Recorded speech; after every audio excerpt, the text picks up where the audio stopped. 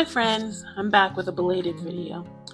I got a new job, so I had to get myself settled in my new position before I could turn my attention back to YouTube. The current political climate in the US is a bit of a dumpster fire, so I'm definitely leaning into my hobbies, particularly reading and journaling. The year is almost up, so I'm on the hunt for a new reading journal. I'm also tackling a list of books by a long-avoided author, Sarah J Maas. There was a time when I ran out and bought the hot new book because I saw it in a YouTube video. I still look to social media for book recommendations, but I've gotten a bit stricter with my money.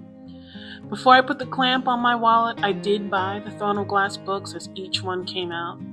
Well, the first 5 anyway.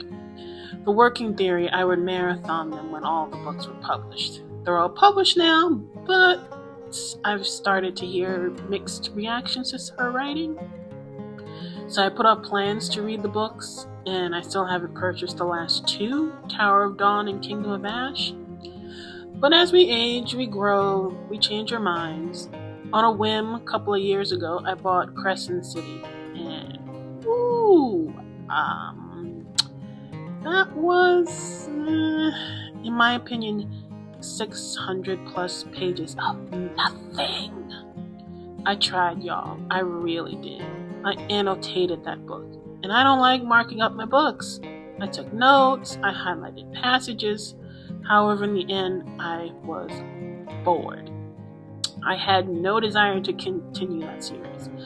Thus, the end of my first stab at the Sarah J Maas Experiment. My first experience reading Sarah J Maas's writing with Crescent City felt like a homework assignment. I know it's the first in the series, and an author tends to lay the foundation for the larger world, but I felt like I was reading about an already established world, even though she does a lot of explaining in this book.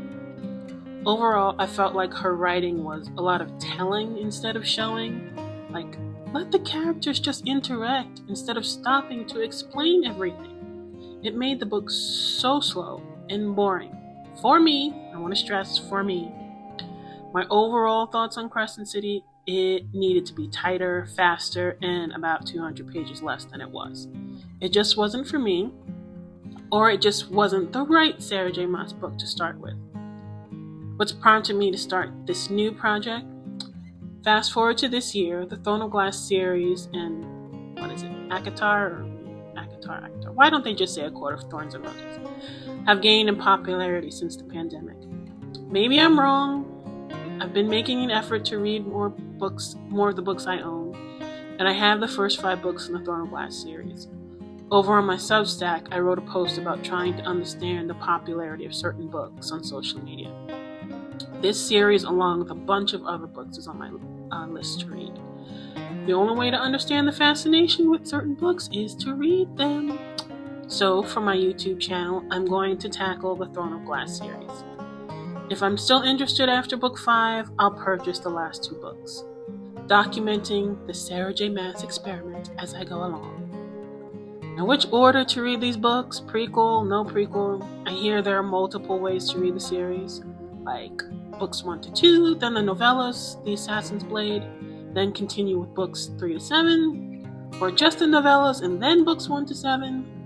Or in my case, just reading books 1 to 7, and that is how I plan to tackle this mountain. My thoughts on Throne of Glass. Unlike Crescent City, Throne of Glass was actually well paced. Kept my attention. Selena, is that how you say it? Comes across as the brooding, defiant teenager. Even though she is a slave, she doesn't act like it. She shows no fear. She's competing literally to the death for her freedom, but doesn't let that dim her sense of humor or compassion. She looks out for Knox, a fellow competitor, even when she doesn't have to. This funny banter between her and Dorian and Kale, is that how you say it? It's all these funny names. What I don't like, the love triangle. It was so obvious there was going to be a love triangle between these 3. Selena, Dorian, and Kale. She's adversarial with both of them one moment and the best of friends the next. Of course, romance is on the horizon because that's how the enemies to lovers trope always works. I just wish authors of all genres would get away from these tropes, or at least not make it so obvious. Overall, as the first book in a series, Throne of Glass worked. I want to know more about the story. By the end, Selena is the king's champion, basically his standby assassin, so that could be interesting. I want to know how she's going to gain her freedom by the end of book 7, which is it really going to take all 7 books? I guess. I've started book 2, Crown of Midnight, but I'm only about 90 pages in, so I can't tell if I like it or not. But I do see some hurdles ahead. Time and length of the books. I'm back working full-time, so my free time is short. And these books get longer and longer and longer. Fun times ahead.